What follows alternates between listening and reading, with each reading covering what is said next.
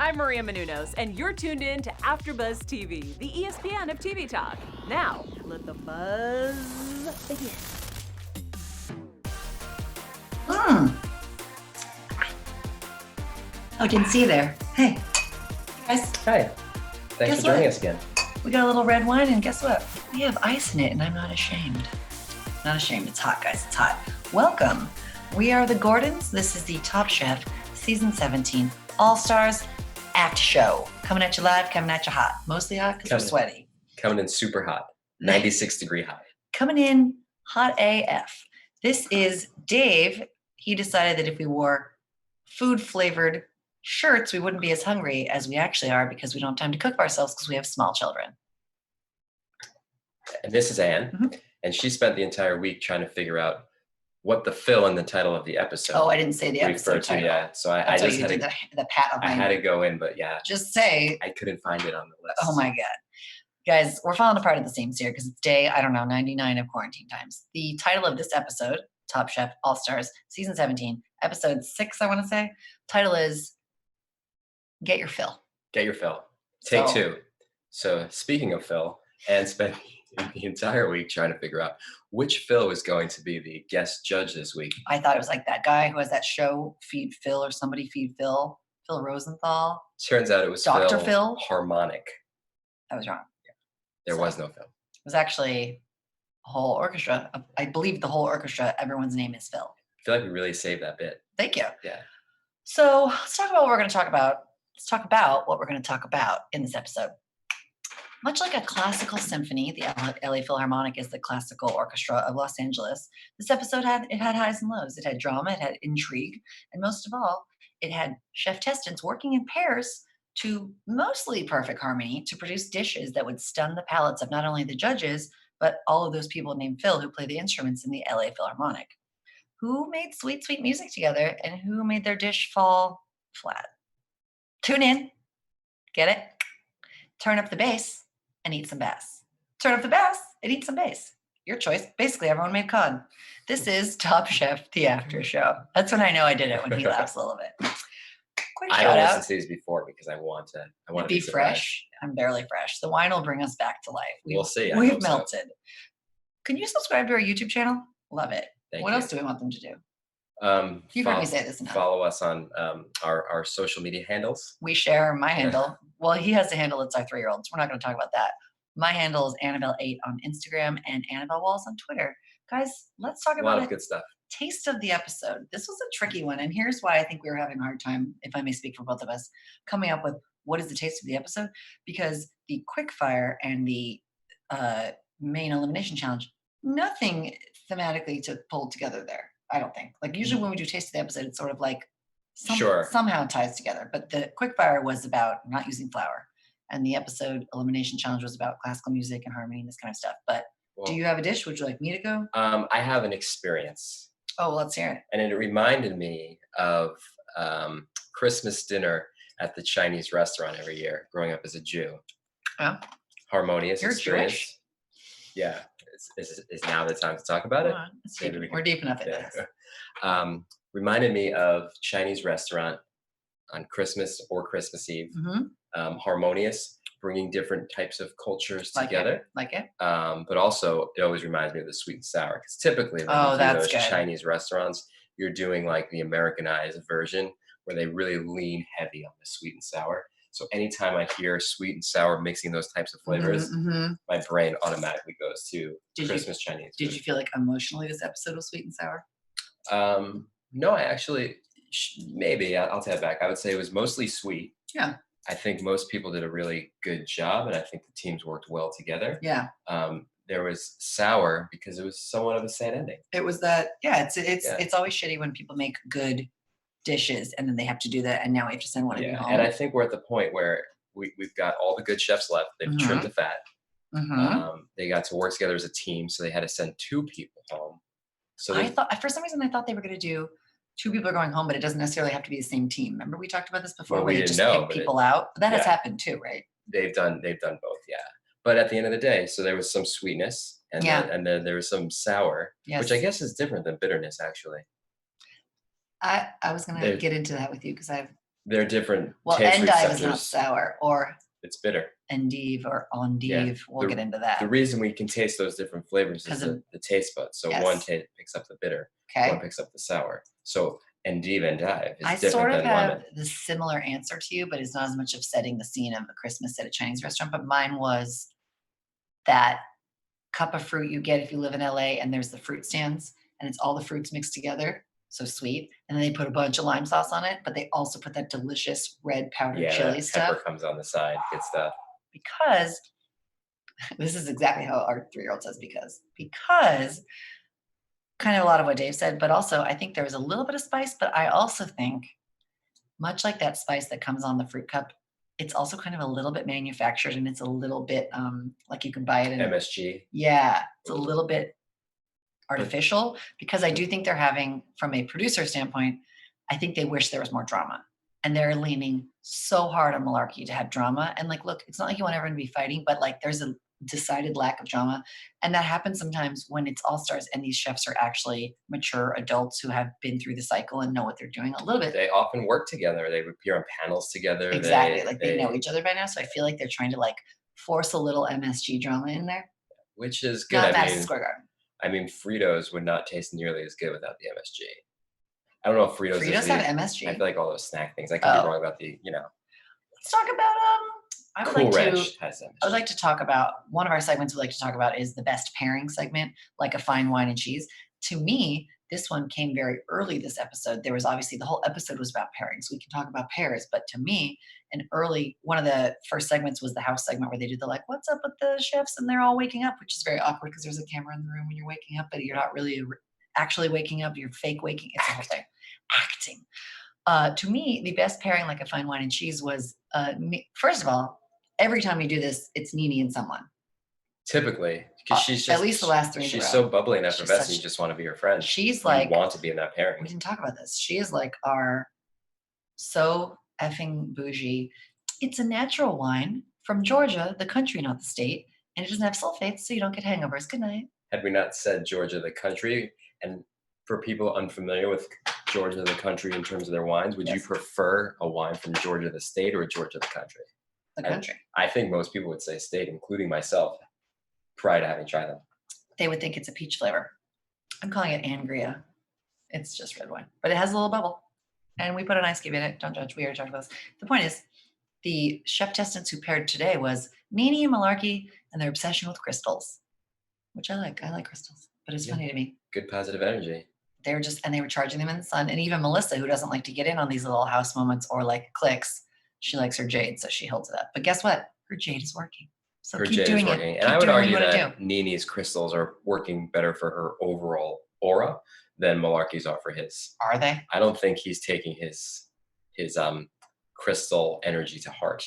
It might be working other parts of his body, but I don't think his heart. Working other parts of his body. I didn't know the best way to say that. Guys, let's talk about the Quickfire. Cooking anything, but without flour. So this is much like it's just a treasure trove of things that work for me. Sorry, not that it's all about me, but much like the vegetarian contestant elimination, right up my alley. Sometimes I try to not do gluten. Sometimes I do. Sometimes I don't care and I eat pizza dough, like 2 nights in a row of eating pizza. 2 nights. Again, we're in a lockdown, so we're all doing what we can. But I'm here for this challenge.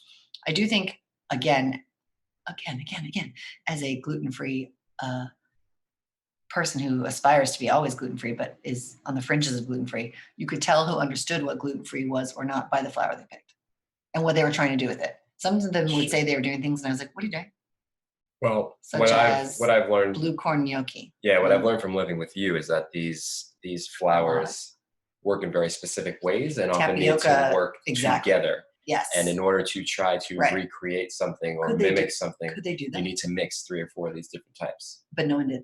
Nobody did. Oh no, someone did, because he did rye, voltaggio, and that didn't work out anyway. But they like the taste of it. They just, again, they thought he missed the spirit of the challenge. He doesn't get it.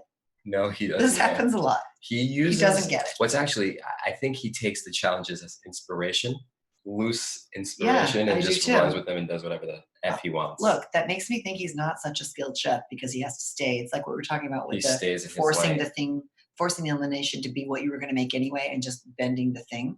Yeah, I mean, the rule. He's got his go-tos. He has a lane. He sticks in it. And he does it well. So I agree. So I thought what was interesting, one, no immunity because they couldn't, because they knew they were going to eliminate the pair, so they couldn't give. Yeah, so they couldn't give. It would just create drama to have someone in the pair have immunity because that's always a whole. That becomes even trickier because then someone from another team has to go because and you're supposed to eliminate. Oh, so you care when people go when someone has immunity who shouldn't have gone, Stephanie.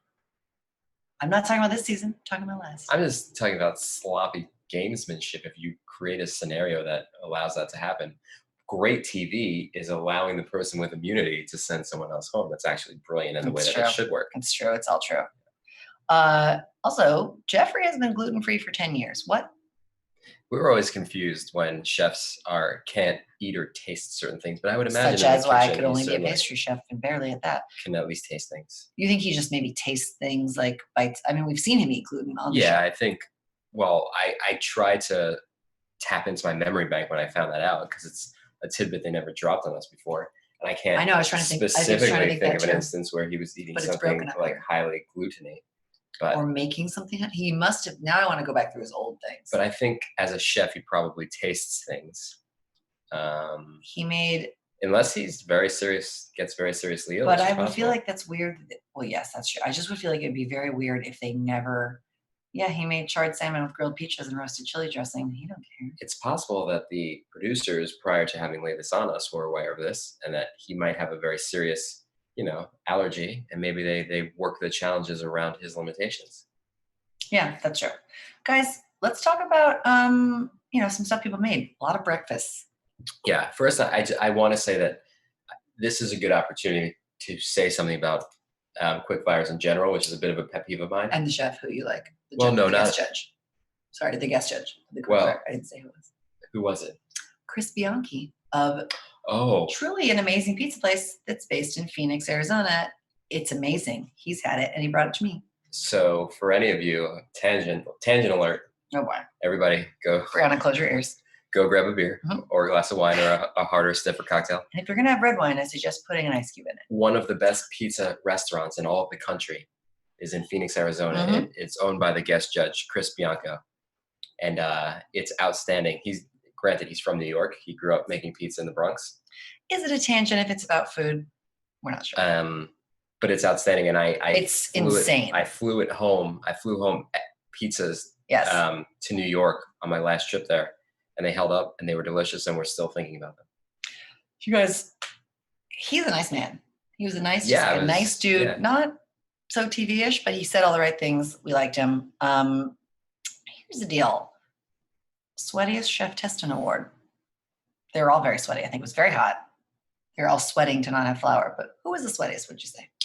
Who was almost like that episode of Curb where the waitress almost drops a dab of sweat and then does into Larry David's. Was it Malarkey? No, it was Brian Voltaggio. Oh, it was Voltaggio. He's sweaty, you guys. So speaking of him, he was on the bottom because he made a little crumble and then cruised it.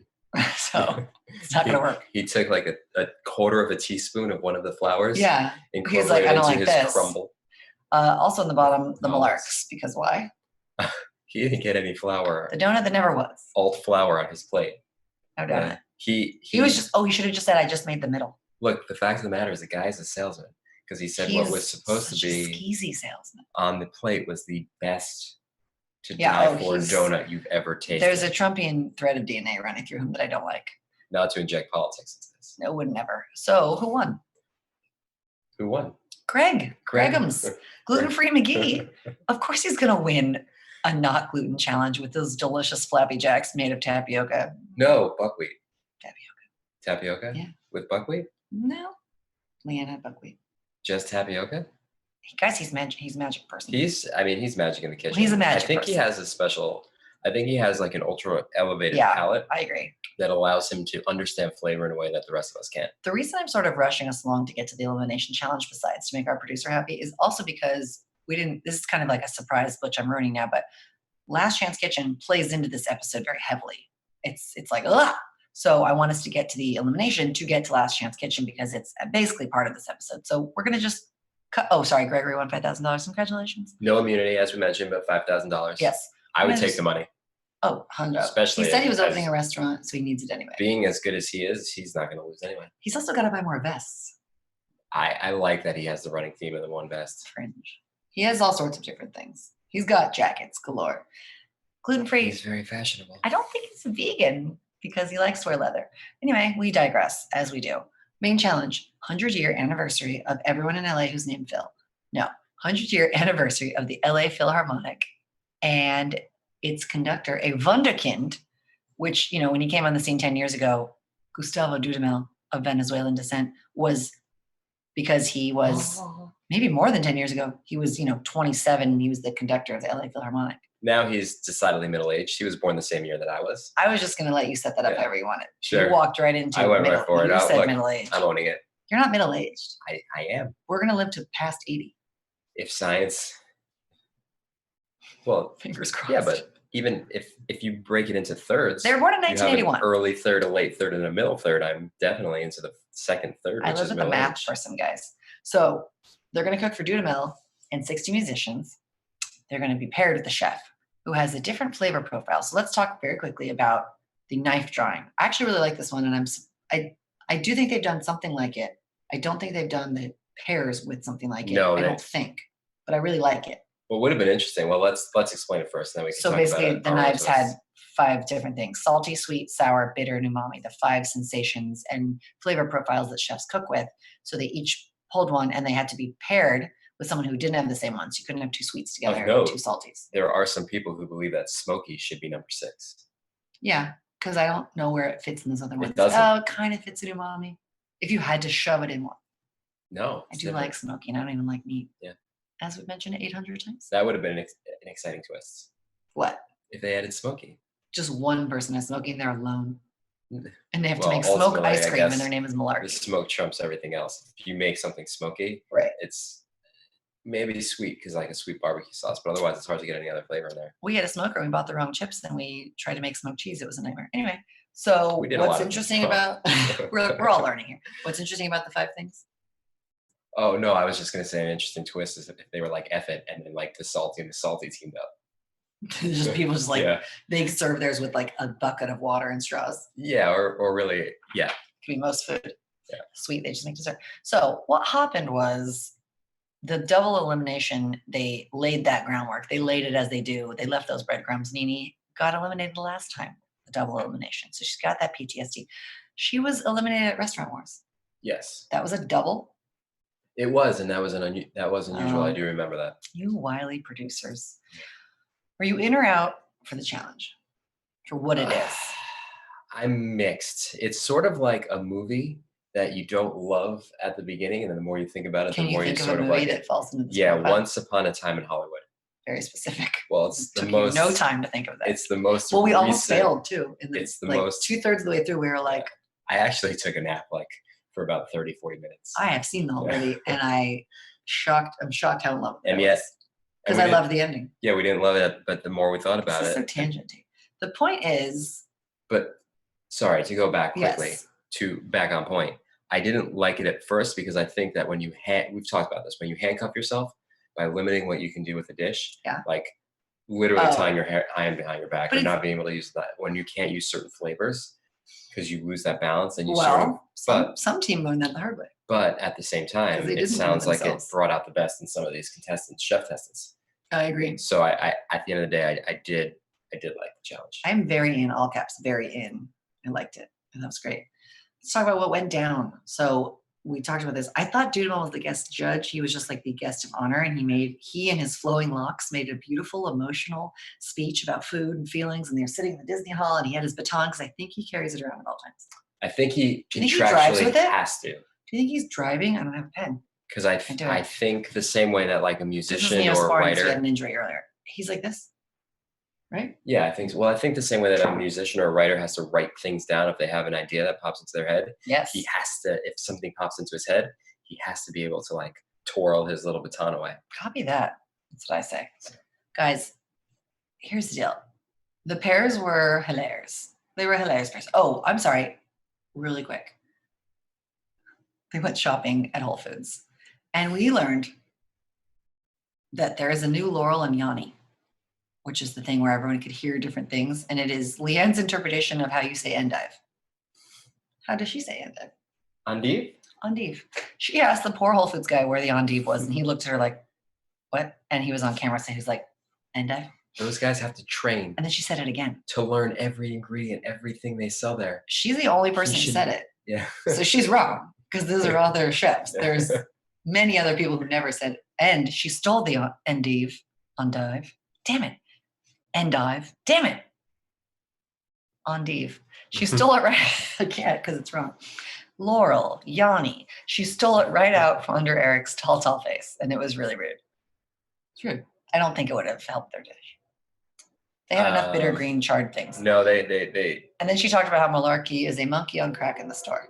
They had to really like mine every possible thing of them fighting as a pair so they could arc what happened with them. But like, they even got her to say that he's thrown her under the bus multiple times. But really, there's one clear example, but I can't think of any others. I think he sort of threw under the bus for the oil fish situation of Burning Fish Gate of episode 1. I think he said something. Oh, you might be right. I think that was, they were involved. Okay, they do have a history.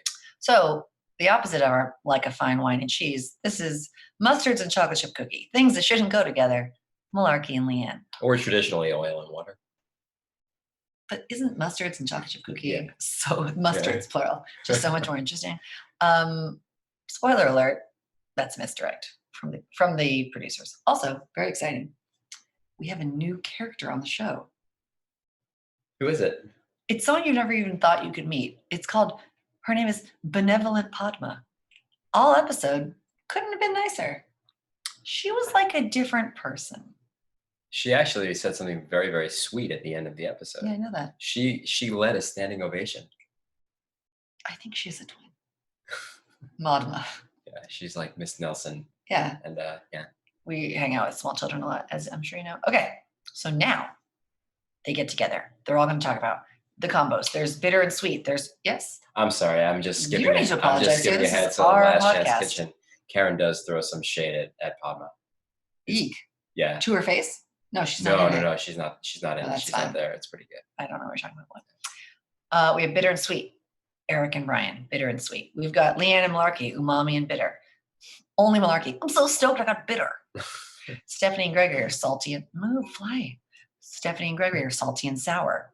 Karen and Nene are umami and sour. The second I heard it, I was like, y'all, they just overrode what their knives. And everyone's like, you sure you're good with this? And they're like, yes, we love it. Did you even check each other's knives before you paired up? Also, she says best friends to everyone. I heard her say to Stephanie. Anyway. And Melissa and Kevin. And Gregory. Melissa and Kevin. Sweet and salty. I mean, just from hearing that alone, you can guess who's going to win. Yeah, I mean, truly, sure. And who's going to not win. In theory, normally you feature more of these things in a dish than just two. So in theory, they all go together. Mm-hmm. But when you can only highlight certain things, like to me, your dish is a losing dish. Yeah. If you have to feature bitter as one of the two. We got to roll, babe. Sorry, it's 9:40. We got to roll it along. I understand. Okay. I don't believe that anyone loves a bitter dish. I don't think so. It's accents. So it is hard. I see what you're saying. You have to make two accents. As one of the two main flavors profiles. And to me, it's going to be a losing dish when it doesn't have that like uphill, barrier in order to that's all. Not rushing you, rushing us. Sure. Let's quickly talk about the dishes. We're a team. We are a team. Yeah. Here's kind of like, I have sort of it's not even a hot take. It's like a take. I have a take. It's like the room temperature red wine that maybe should have been chilled. My take is the dishes all sort of felt the same to me, except for the cabbage. And here's why. A lot of fish. Fine, I love fish. And a lot of just like very chefy, like the cabbage was innovative, as I'm sure Liam would say. The other ones were like good.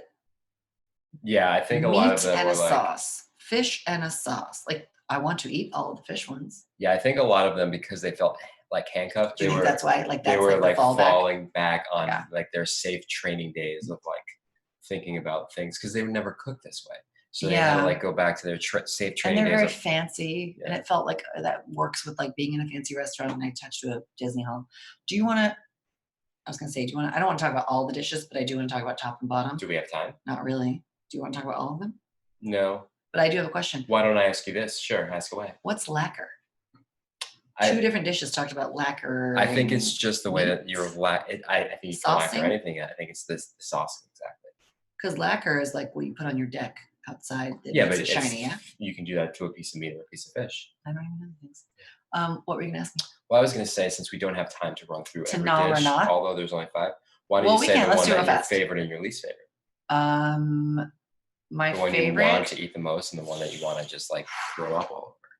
Well, I don't eat the meats, but I really did actually. I really want to eat that cabbage without the pork crumble. And I know that's probably a big component, but like, yum. Literally, that is the salty of the salty. So I'll take some fake bacon bits. They're called bacon bits. Yeah. Or Cheetos. Or just bacon bits. I just want to eat that. But I also did want to eat the meat, the tomato broth with poached cod and cucumbers.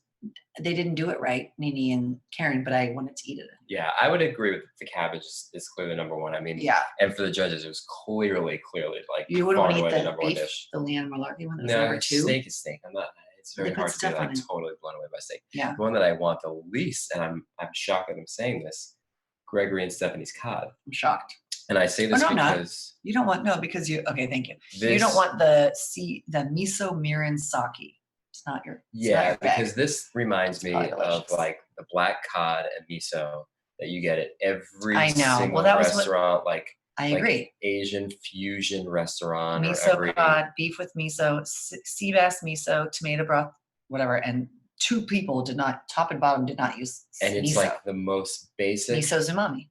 Boring dish to me because it's everywhere. It tastes the same everywhere. Like it's like you get it at like Nobu. Yes. Which I think they like popularized it. And it's good. Yeah. And then you taste it at 50 other restaurants and it tastes exactly the same. It's just so uninteresting and boring to me because I've had it so many times tasting identical. I agree. So we're on the same page here. So let's talk about this. The guest judge was, I don't know what it was because we didn't do our research correctly. And he looked like he was just in the NFL, so it was very confusing. Let me tell you guys. The guest judge was Timothy Hollingsworth. He worked at Thomas. He worked at French Laundry. He owns the restaurant. So the guest judge was the owner of the restaurant. He looked like a loose NFL, not like he's loose, but like just a random NFL guy. No? Big neck, blonde. Yeah, there was nothing distinctive about it. He didn't scream chef to me. I feel like I'd like to eat his restaurant, so we're sorry, Timothy Hollingsworth. It's a very nice restaurant for people who work there. It seems like it's big and spacious. It seems like it had a giant kitchen, very nicely organized. Yeah, they were not like I feel like it replaced another restaurant. I think it replaced a restaurant called Pinot where Liz and Andy got married. Side note.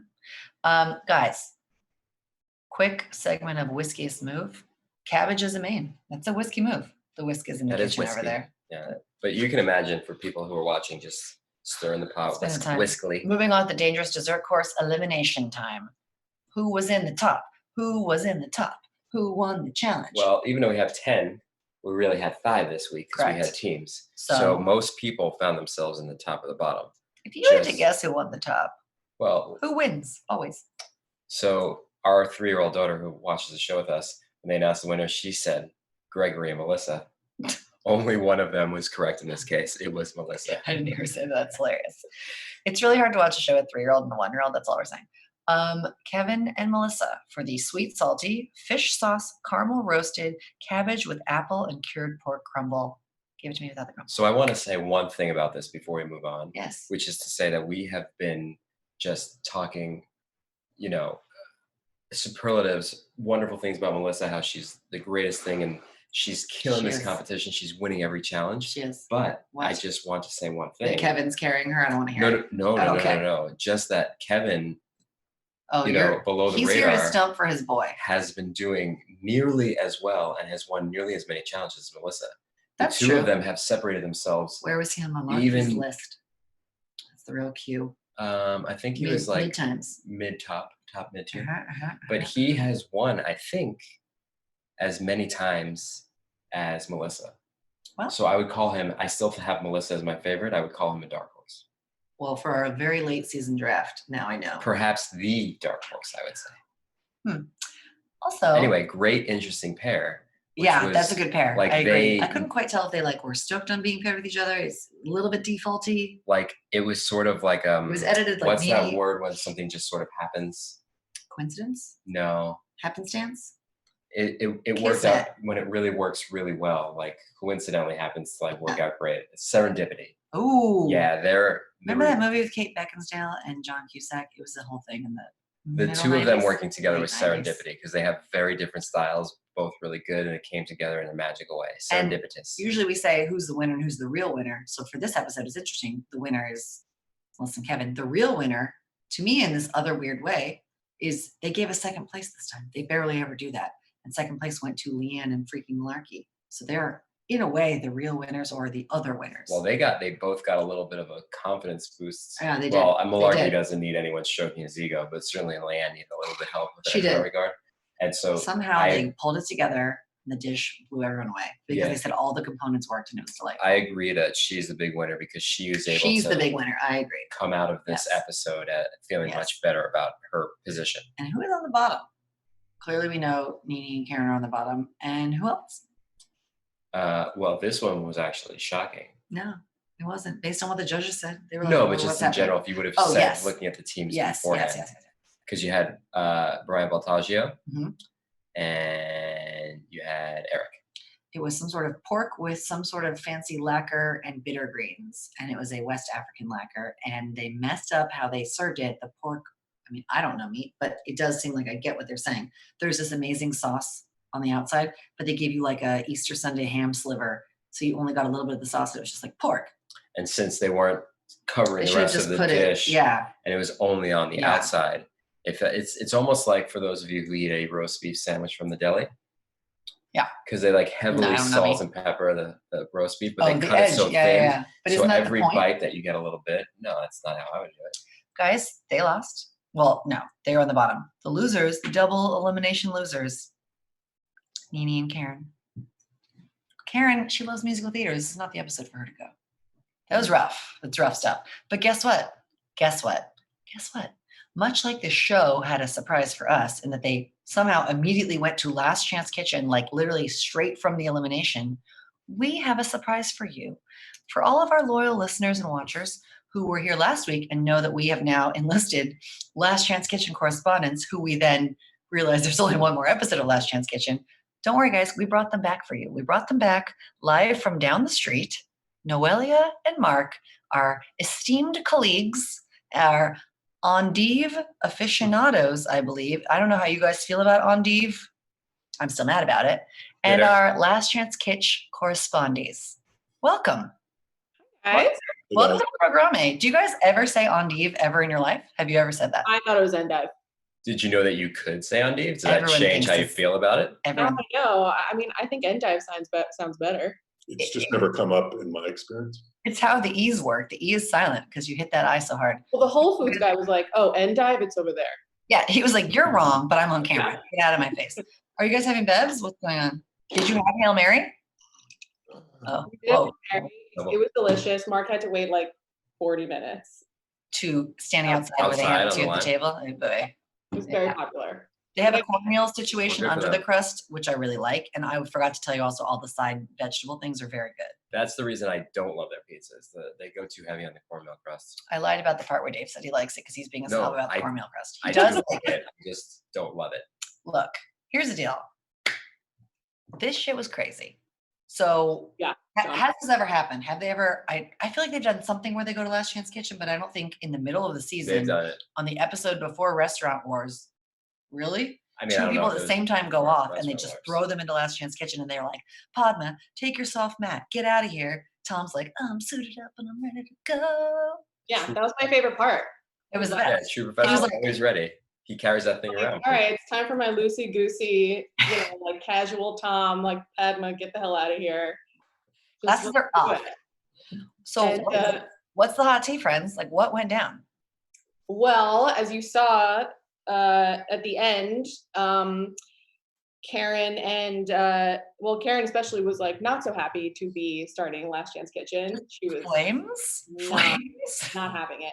But yeah, everybody walks back into the kitchen, which was wild. I was like, why is everybody just back now? I'm not into this. Yeah. And Tom announces that it's happening right then, and Karen's like, okay, great. I have nothing left. I don't want to do this. Please don't make me. Yeah. Karen and Nene are facing off against Lisa. It was were they shocked, would you say, to see Lisa? That's what I was thinking. I was like, are they surprised? Like, it was a pleasant surprise. Karen does not have a great poker face. I was also going to ask, do we read anything into Karen's actual dismay? Does she think Nene dragged her down? Let's talk about this. No. That was all on Karen. Karen blew it. With the tomato bits, where she doesn't know how to roast things and make them.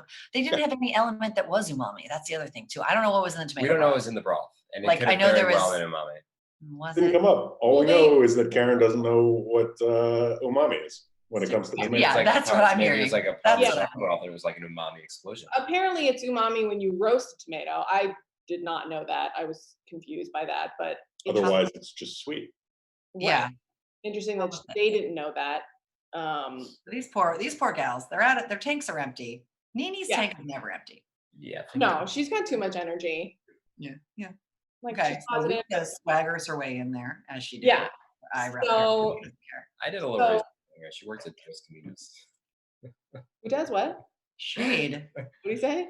Go ahead. I said I did a little research on her after she won her second episode of Last Chance Kitchen. She worked at like Dos Caminos in like Asia de Cuba. She worked at like the biggest chain. Wow. Yeah, Dos Caminos is pretty neat. She's a pastry chef, right? Huh? Is she?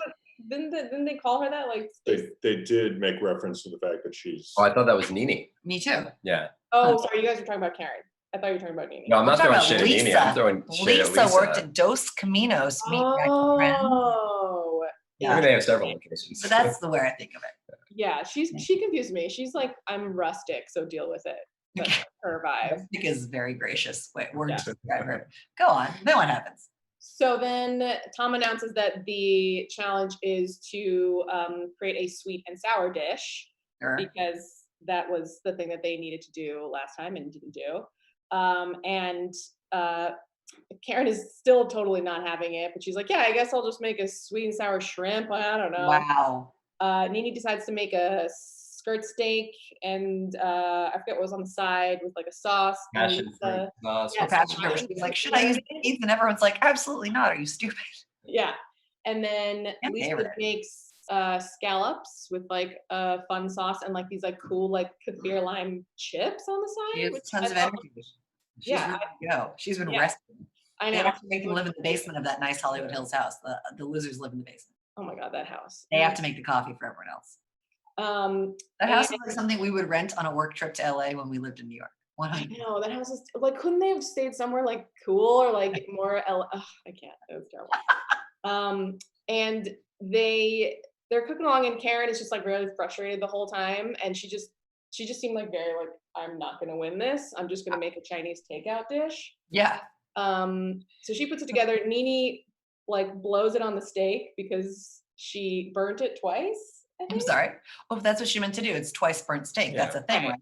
Yeah. And then they were like, no, just deep fry it, which I've never had deep fried steak. That was confusing to me. I was like, what is happening? You can deep fry anything. Is it a There's thing? like fairs that, that's I'm out of my thing. league here. Yeah. No, that's turkey legs. No. Or steak. Twinkies. Yeah, Twinkies. I want those. And there was this really amazing moment actually where Karen or the peanut gallery is all yelling at the people and they're like, Joe Sasto yells, hey girls, what are you doing? Like, hey girls, like, what are you gonna do? And Karen was like, actually, they call me chef where I come from. And it was just like this very sobering moment. I love it. She threw a lot of shade in that first episode. Don't call them girls. I hate that. It's great. And then like determined to still be in the show as hard as he can. I know. I felt they cut to his talking head and he was like, yeah, I'm not gonna do that again. It was a well-meaning kind of. Yeah, he's not a geek. Like he's not like the man.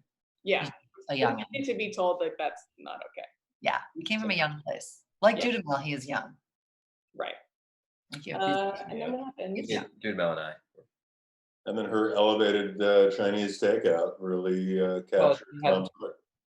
She had the most appropriate comment, which was to say that with sweet and sour tends to err on the side of being too sweet. Right. And so she wanted to scale that back, and Tom was very appreciative. What was the take on Lisa's? Like, why was she getting no love besides her eyebrow ring? He always says that everything's a good dish in Last Chance Kitchen. Yeah, I know. Tom was friendly and nice in Last Chance Kitchen. He's like, look, everybody had a great dish. Want to like a little bit more, just a little bit more.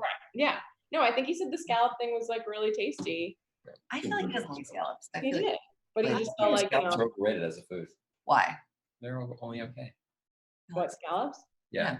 I didn't know that they were sweet, by the way. Did you hear them saying that, like? Yeah. That is like a word that's used with them. It's almost like it should be the word creamy. It's like a they have a seafood sweetness to element. them. Do you think really? I guess if you like sear them, they can like taste a little sweet, but that was interesting. I was like, when they're not like overcooked, they actually are. Sometimes they can be quite sweet. And was it a two-parter or this was all one? This is all the first part. And then what happens? And then what happens? and Take then us through it. so Asking for a friend who didn't finish watching. Go on. so We have Karen small kids. wins. Please help us.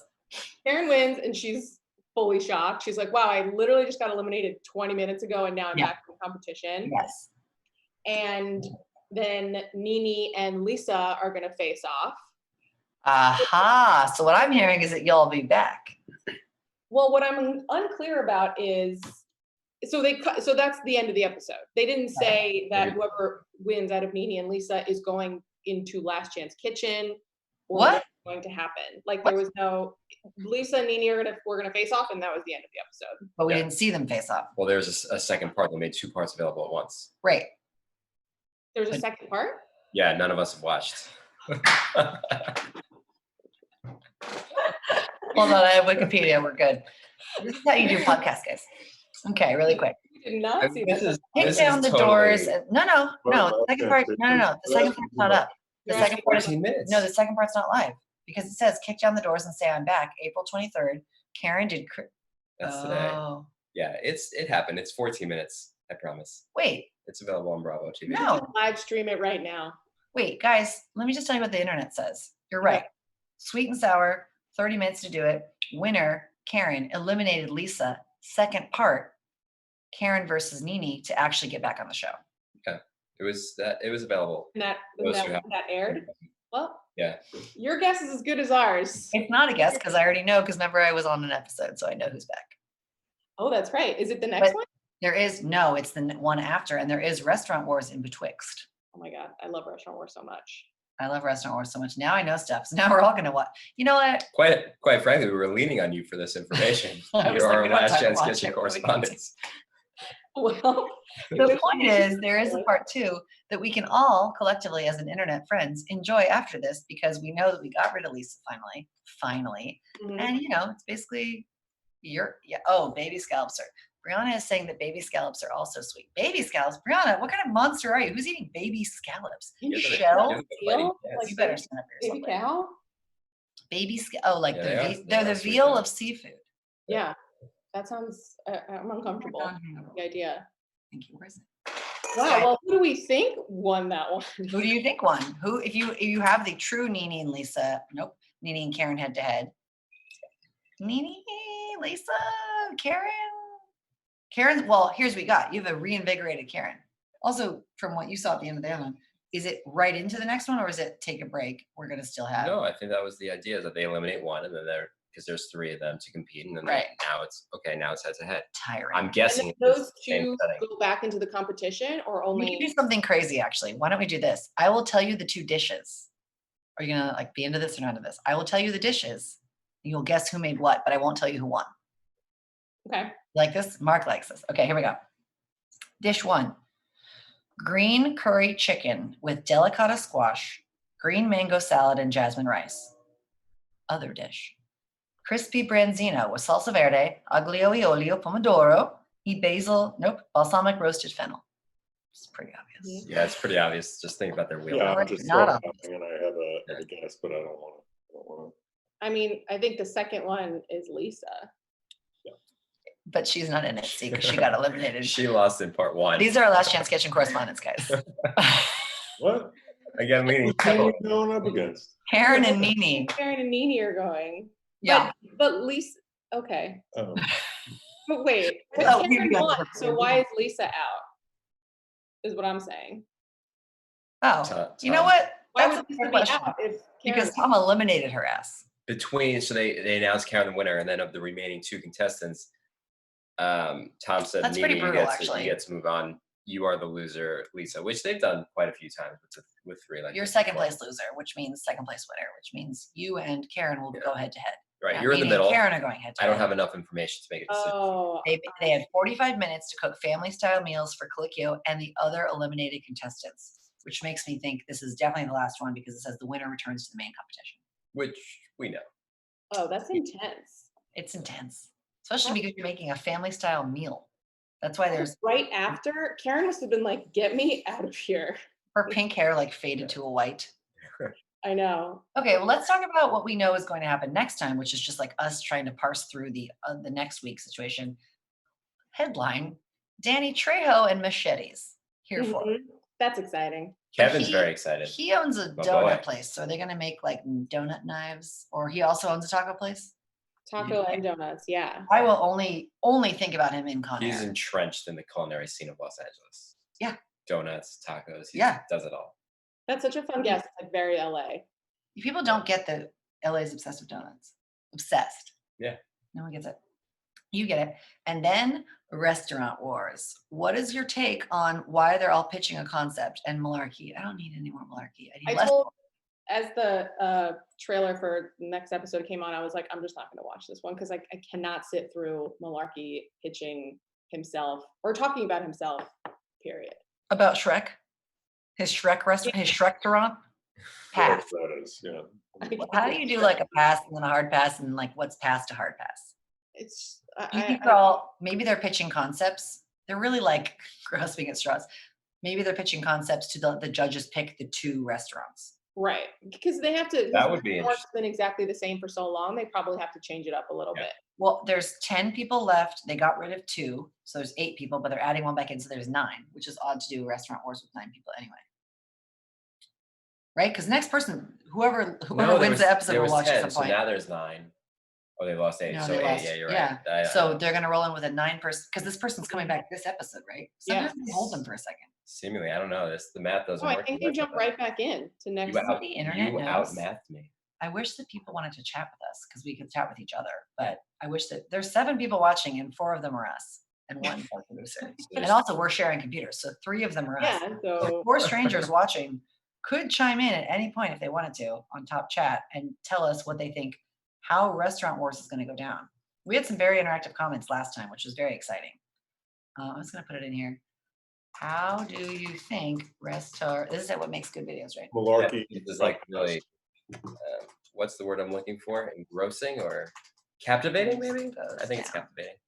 Okay, guys, what is your, we don't really know who's on teams. They were very careful about the editing. We didn't see teams really. We didn't see it would be people. They spent the time on the pitching. I think it would be reckless and irresponsible to make predictions based on what they did show us. Other than I know that Melissa's team is probably going to win. Okay. And if Melissa and Gregory are together, that's the winning team right there. I know. Or Melissa, Keven, and Gregory, it's over. Good night, Irene. There's no way they can ever. Keven, right. Well, how do they pick? Is it just going to be random knife color picking? We don't know. They showed us nothing. You guys, all I know is that the episode that I'm on is on the week after next, right?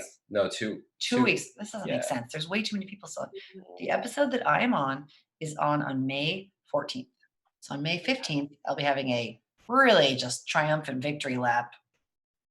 Dave will be invited still, but high five into my mom. No, but I'm going to certainly let you take the lead on that one. I have a lot of annoying mom friends who are going to be zooming in. They're fired up. So exciting. Producers have contacted us and told us to keep it together and not tell everyone on social media, all of our followers, who's still in. Calm down, everyone. Well, you've got the spoilers. It's dangerous information to have. It's not good, but it's not bad. You guys, I really need you to come back, so we're gonna have to work something out and figure out what's going on. Yeah, we'll be sure to watch the entirety of the assignment. You know what? It's a pandemic, and everyone gets what I like to call a pandemic pass. Sure. Yeah, that's our pandemic pass. We get one. I forgot to tell you this, and this is just free. We're gonna wrap it up because I know you want to go home, but you're right. But the point is, I was in a meeting. I had a meeting. I didn't even tell you this, Noe, with someone who just didn't come to the Zoom. Just me and Jared waiting on the Zoom. Oh, fantastic. And the poor assistant who only had a photo, he was too ashamed to show his face. It's just he had a photo of himself at a Cubs game.